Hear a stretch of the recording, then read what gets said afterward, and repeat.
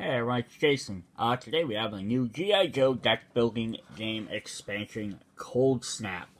So this is like the previous expansion, The Shadows of the Serpent, this is a complete add-on to the base game. So it's going to add 2 new missions, some new Joes, some new vehicles, other extra cards. You can just shuffle into your main deck and add it. I know the big question everyone's going to ask right away is, well, can I just mash this deck with the Shadow of the Serpent plus the other one? I don't see any reason why you can't just mash them all together, but as every expansion comes out, the more and more cards you keep putting into the deck, is going to be the less likely you're going to keep drawing them. So if like this adds 5 more equipment, if you add these 5 equipment just normally, probably not a big deal. Even if you add the 5 from Shadows of the Serpent, again, not a big deal, boss. And if you're adding 26 cards from this set plus 26 million, now you've added another, 52 cards to the deck. It's going to make it that much harder to find specific cards. The villains or the bad guys, they usually tie very much into the campaigns, so you're probably only going to add them into those decks if you're going to play them. So like, because like the previous Shadow of the Serpent, they had certain cards that added the Shadow Ninjas. This one's going to add Snow Serpents. So you're probably only going to add in the villain cards or the Cobra cards that go with whatever mission you're playing. Just because you're gonna need the cards from that thing to draw them. So if you're not playing with the brand new like complication cards from this set, you're not gonna have any way of drawing the Snow Serpent. Same thing with the Ninja Cobra. But yeah, for the main cards, yeah, you can probably mix and match as much as you want, but that's probably what I would do is, you can definitely add them in. Like, we have 4 new gear cards, 4 new utility cards, 3 new vehicles. So you could add them just into the deck. It's probably not going to hurt too much after the first 2 expansions, but as they make more and more and more, you're going to probably want to start taking some cards in and out. Just so it doesn't get too much. So, alright, we're going to go over that. New rules, plus we're going to go over the bonus box at the end, which is the pre-order add-on, but it is later available at the Renegade Studio stores, so you can pick it up later for, I think, usually like $5. So what's new in Coldsnap? A couple of different things, actually. So we're going to start, we have 2 new missions. We have Mission 5, which is Coldsnap, which is all about Destro's Weather Dominator. It's back again. And this is going to add some snow themes to the set, which we talked about, the snow serpents. And there's some other interesting new cards. And then Mission 6 is Dragnoks Country. So this is going to add the Zartan and his group of Dreadnoks. This is actually a neat extra you're gonna get a special deck of guys you have to fight there just for that. So it's like subgroups inside Cobra. So this is kind of a neat theme they can keep tackling on, because then it's like, instead of having to keep trying to figure out how to add a bunch of more different officers all the time, they can add these other subgroups, which are kind of neat. So we'll go through them when we get there. So it just says set up, you want to make sure the new Cobra officer crystal ball is in your officer. You have places Snow Serpents. This is how I set everything up, so I'm not going to get too much of that. We have Towable assets, which are a brand new card type. So we'll get into those when we get there. And then during Coldsnap, there's also Snowblind cards, which are also big, giant, tarot-sized cards, which go in between each of the missions. So basically, you defeat your first story mission, you have to then defeat one of these Snowblind missions before you can start the next one. So it adds an extra little twist. And again, this could be something that they could keep expanding on, like, okay, Coldsnap has this, Dreadnok County has a separate deck. So now you can add 2 different other elements to the game. And then there's some expert modes and stuff too. And then there's the new Snow Serpents. We'll kind of just look at all those. We'll kind of go through a lot more of this as we just look at the cards. So, yep, definitely there. So here it goes. It says, if you'd like to take a story mission from the core set or any expansion with Dragnoks, simply place a new Dragnoks expert mode into play. So just using the expert cards also kind of lets you add in some of that stuff to other modes. Just in that way, you can use the extra different cards in the other ones. Alright, so let's hop in and look at our characters first. So we got some new leaders. To go with our snow-themed set, we have Snow Job. He's going to give us one. He has 3 for explosives. Says when Snow Job is on a mission, that mission is considered to also have the snow icon. So there's going to be some of these that require use the snow icon, which works basically like the vehicles, like air, water, and land. Just some also have snow as well. So it's just printed on some of them. Most notably, it'll be on the Snowblind cards. So like anyone that has a snow icon can get extra bonuses for playing on the Snowblind. And then we have this promoted one, which is 4 explosives and 4 recon. It says in Snow Job as a mission, all terrain types count as snow, and all terrain bonuses abilities on transports are active. So basically, he lets everything work on snow types. That's definitely cool. So if you're playing the snow ones, he's going to definitely give you a bonus. Then we have Gung Ho. I always thought it was Gung Ho, because that was making sense during gun, but it's Gung Ho.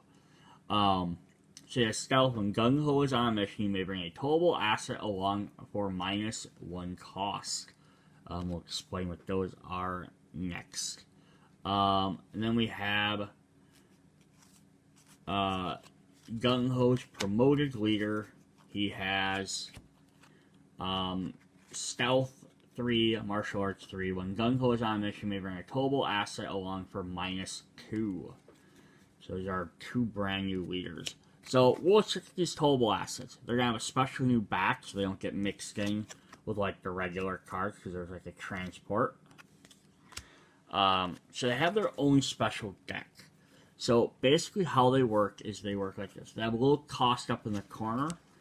So like that says 1. So to play a towable asset, it says during setup, place this guy, then draw 2 towable assets. You always have an option of 2 different ones to draw.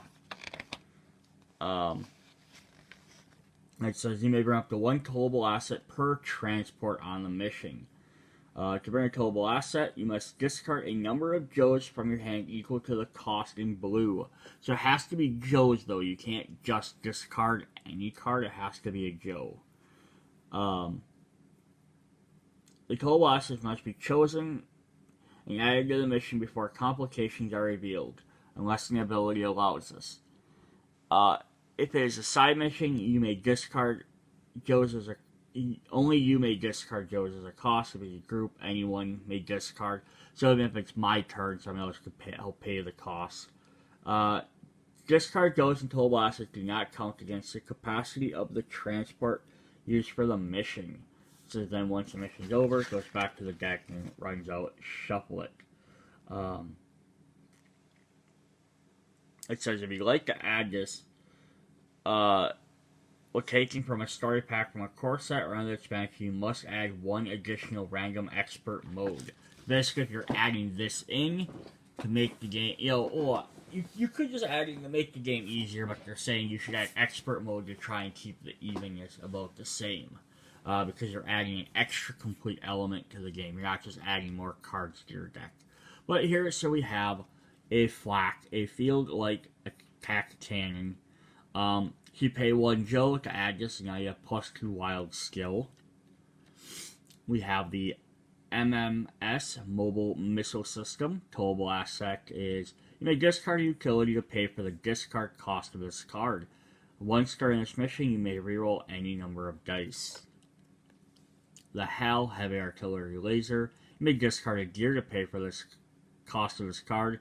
Gain 1 hit this mission. If in red, gain 1 additional hit. The Mountain Howitzer.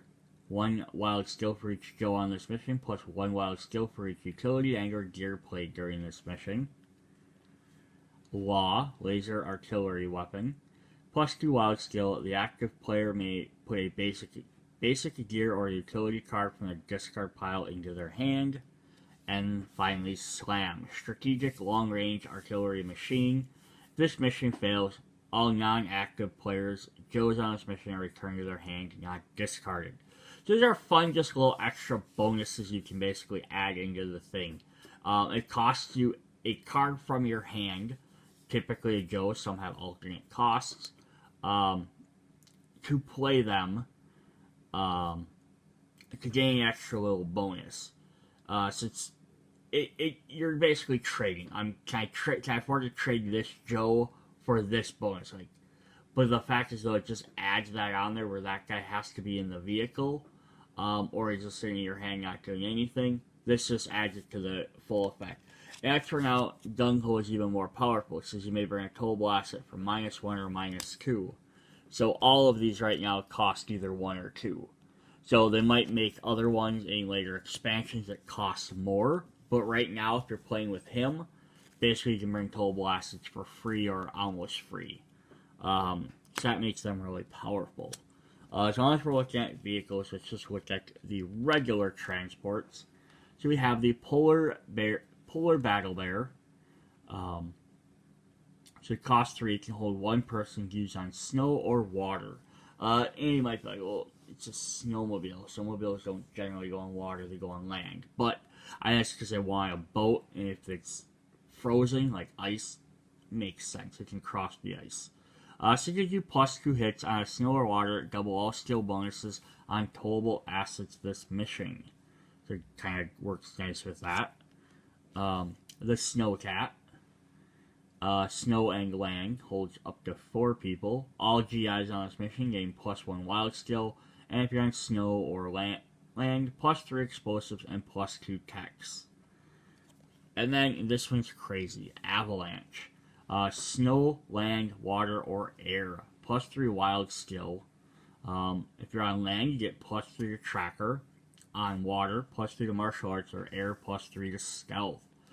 And it holds 3 people. So that's kind of a neat all-around one. It's the first one that can kind of work wherever it needs to be. Let's just keep with the main deck cards. We have our utilities. We have a wounding shot.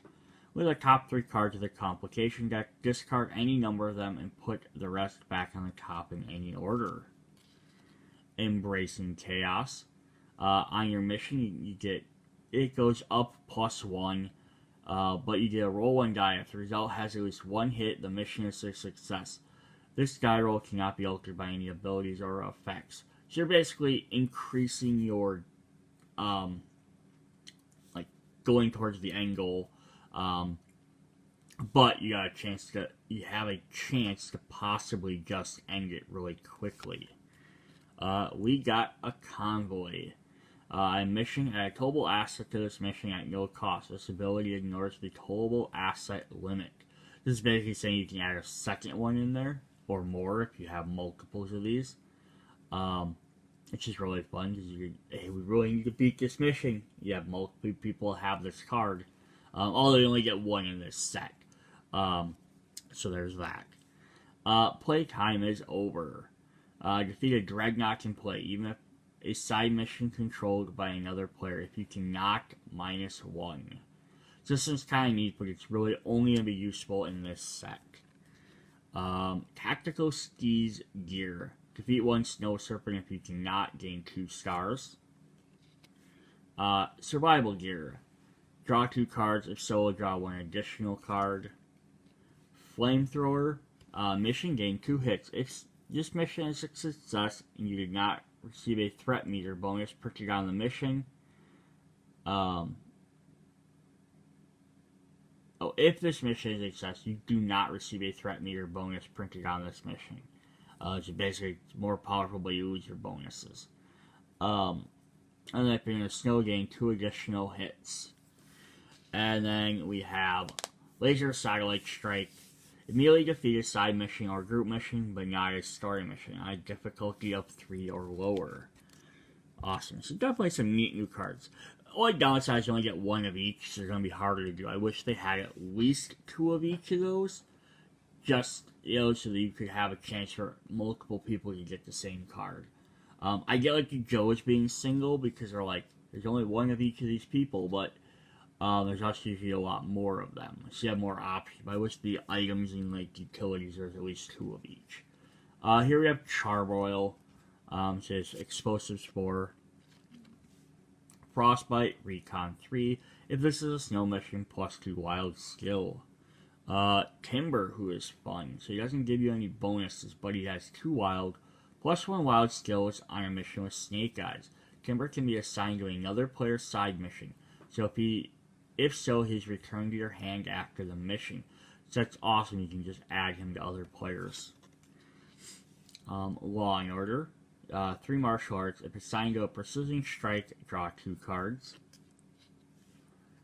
Dial Tone, 4 attack. If assigned to a story mission, each player draws 1 card. If solo, draw 2 cards instead.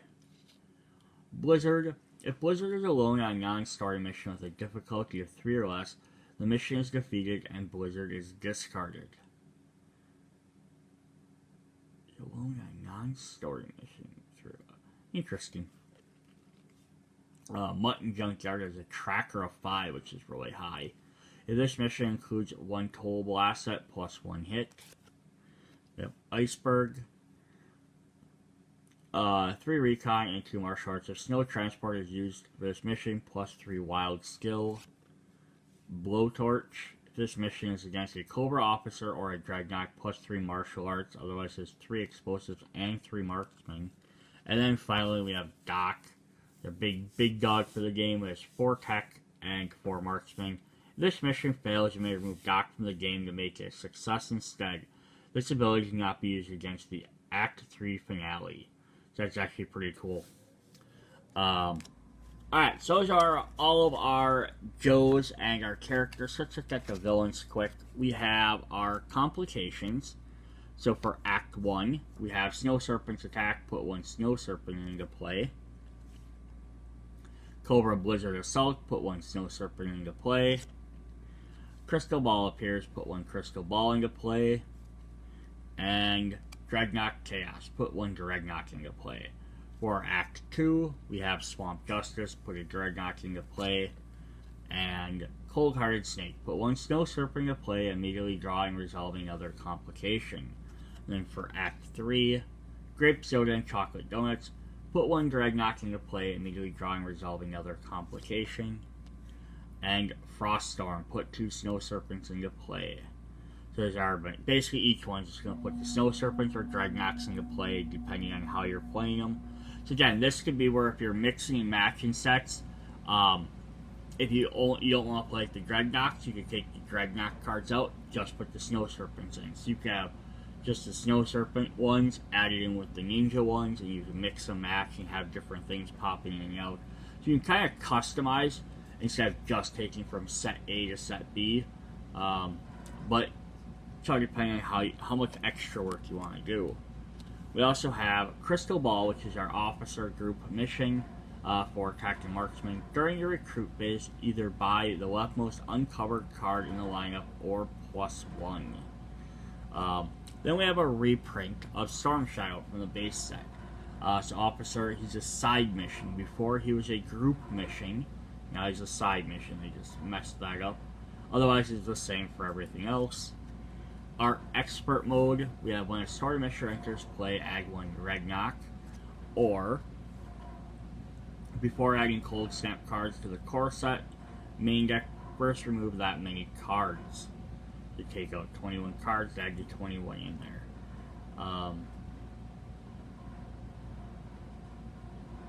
Yeah, that's basically how they say you should set these decks up, is remove all the old stuff to add new stuff in there. That way you keep the deck the same size. But if you want to mix and match, go ahead. You just want to add more cards. Like I said, you can just add more cards into the decks. It's just going to really limit how much you're going to get to any of them. which could potentially actually make the game a lot harder. And then we have 10 copies of Snow Serpents, who are our new troopers. 2 of any skill. When a Snow Serpent comes into the story, this attack Snow Serpent to the story mission as a complication. Story mission has +2 difficulty. So these guys work like the Shadow Ninjas from the previous set. They attach to areas and limited what you could do. So these guys attach to this. Well, each Snow Serpent is still in play when a story mission is attempted. Execute the total difficulty. The Snow Serpent is discarded when a story mission is complete. If the mission fails, you're going to go attempting a mission against it. The Snow Serpents will carry over and become attached to the next mission, while if any face-down complications is normal. So while their Snow Serpents count as a side mission and are also attached to a story mission as a complication, this means a player may declare a mission against the Snow Serpent without attempting the story mission. It also means the cards that affect the target complications can be used against the Snow Serpents. If something says dealing with a complication, you can take care of it. You can take them out separately. If you don't get rid of them, they're just going to keep piling up on the next one. Alright.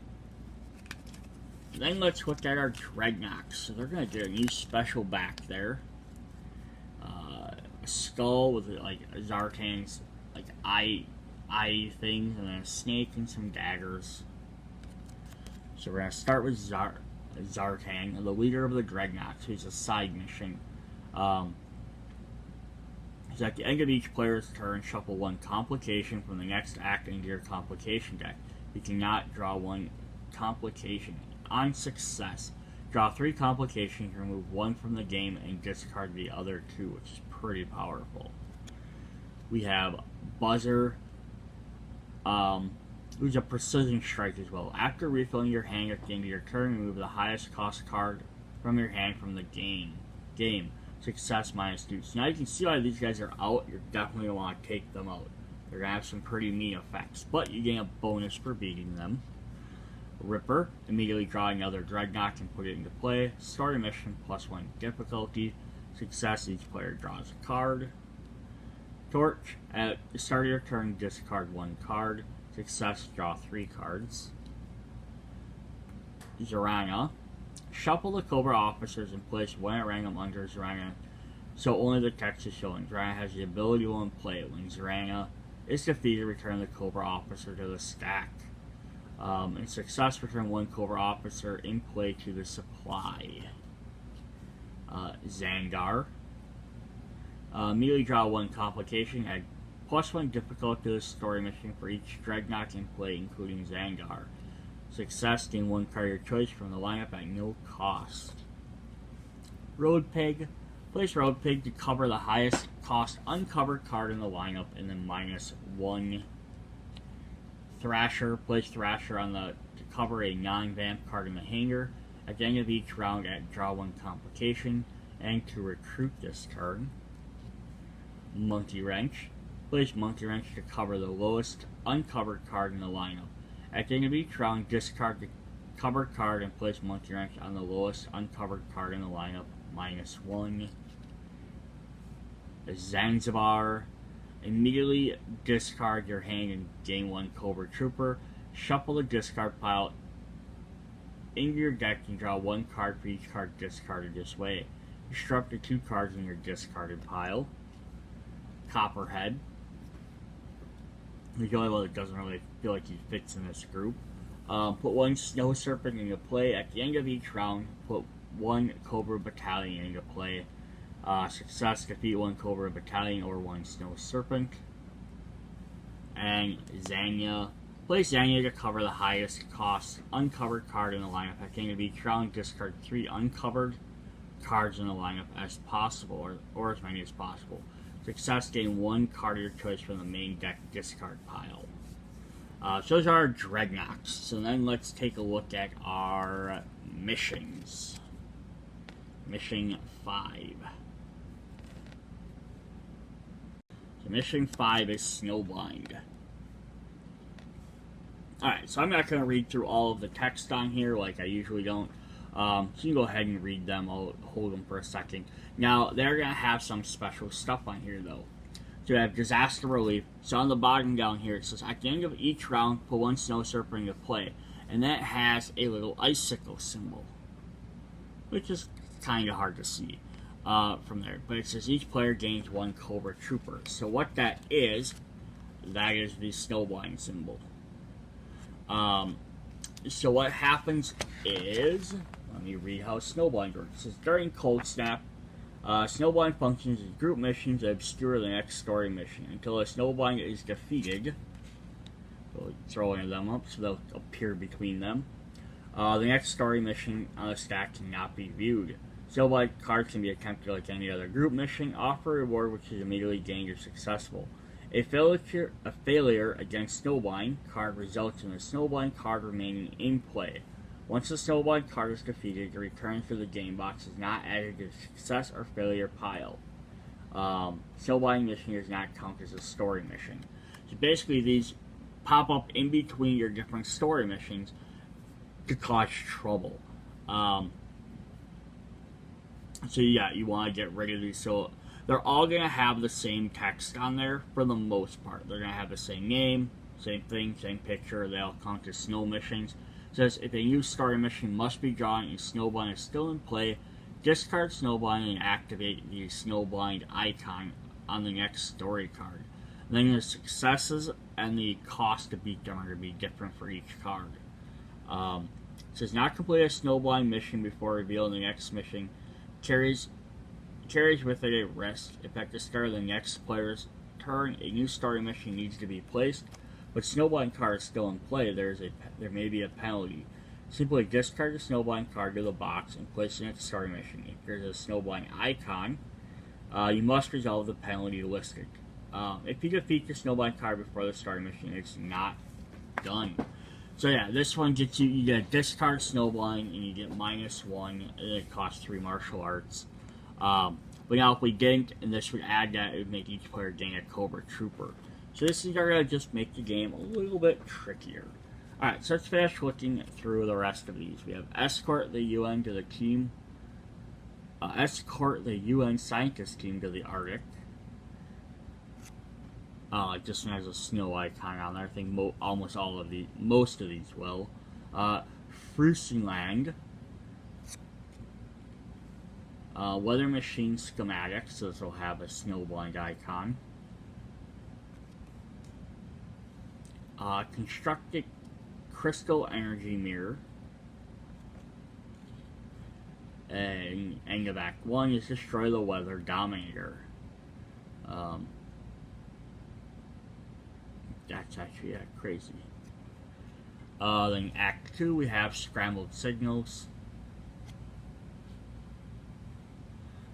Cobra Arena of Sport. The Perfect Specimen. Cold Slither.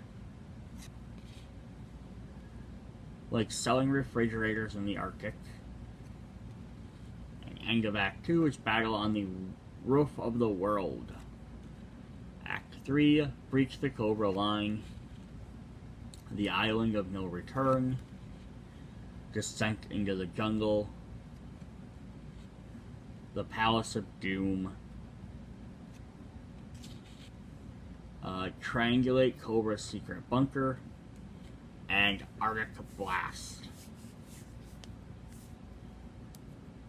Alright, and then let's look at the Snowblind really quick, because they're all going to be this, again, the same overall text. This is the first one that just discard Snowblind.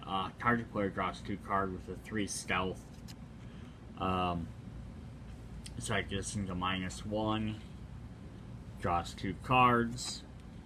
-1. Draws 2 cards. -1. Or draws 2 cards. So not very... Yeah, a bunch of different random effects. It's either going to be -1 to your difficulty or your tracker, or drawing 2 cards. They each cost 3, just with different effects. They're not even too terrible. They're not much harder than any of the other like side mission characters generally, and plus they're a group mission, so everyone can jump in and help out. Alright, then we have Dreadnoks County, which is our mission number 6. Mission 6. Investigate the riots. Biker gang runs amok. Mysterious payload. Multiple offshore spills. This frozen waste. And it was Zartang all along. Loyal serpents. Road of mayhem. Welcome to Dragnoks County. Swamp skiing with a swamp skier. Fatal fluffies. Stop the gas rocket. Unleash the thunder machine. Battle at Braca Beach. Caught in the crossfire. Contain the chaos. Back into the shadows. And unseek the imposter. Yeah, so 2 brand new missions. Bunch of different stuff added in there. Alright, so the last thing we want to go through is let's look at our bonus box. So this bonus box is going to include 2 new characters and a little customizable thing. We have a new leader. 2 new cards per leader. We have Beachhead. It says Marksman 2. It says if Beachhead starts a mission, target player draws 1 card. So that's actually super helpful. So I have the Snowball or the Coldsnap icon down here, and then promo just in case you don't know what site it's from. His promoted version, 4 Marksman 2 tech. If Beachhead starts a mission, target player draws 2 cards. This is a good reason for you to start missions with Beachhead because he's going to give an advantage. And it can be to whoever. So if somebody else gave up cards in another mission, you can help refill their hand. Or you can give it to yourself to do solo missions or what have you. Yeah, it's definitely fun. I like getting these extra little characters. It's a good way to get to meet more people in there. And the last thing we have is a portable towing yard, which I haven't built yet. So let's see how this works. Alright, I'm going to pause quick and we'll pop in when it's built. Alright, so I built the Towable assets. I'm assuming this is how it's supposed to be used. This is one of the things with these little bonus boxes. They don't include any instructions on how they're built or how they're supposed to be used or anything like that. So I'm assuming this is how it's supposed to be. So you just be careful when you're doing this if you're watching this because this is one solid piece that folds a little bit so your little things go in there. Now, I'm guessing you can also put your extra cards back here. But I think the idea is supposed to be that you lay them here and you can have your deck like face down like this, and then you can put your 2 cards up on top there. That way you can just see them, you can grab them a little bit quicker. Kind of like the first bonus box, which had one for the transports, which had you slide them in little slots so you just pull them out really easy. It's kind of neat they're making these little things like this. Are they necessary? Definitely not. And are they gonna add a bunch of room? Not really, because I mean, realistically, if I have to have 2 of these piles laying down anyhow, how much extra room am I adding? Because it's gonna take up the same amount of room laying down as being at a slight angle. Just now they're a little bit easier for me to grab. Only thing that would have been neater is it would have been a little bit wider almost, so you could have had your main deck here. But I suppose you could always do something like this, oh, I bought this one, like drop it down or throw it behind or something. I'm not sure I want to, but that's, yeah, definitely not a bad little thing to have. I like it. Alright, so that's what we got for G.I. Joe deck building game, Coldsnap. Check out the other G.I. Joe videos, the other Renegade Studio deck building games, and the rest of my videos. See you guys later. Bye.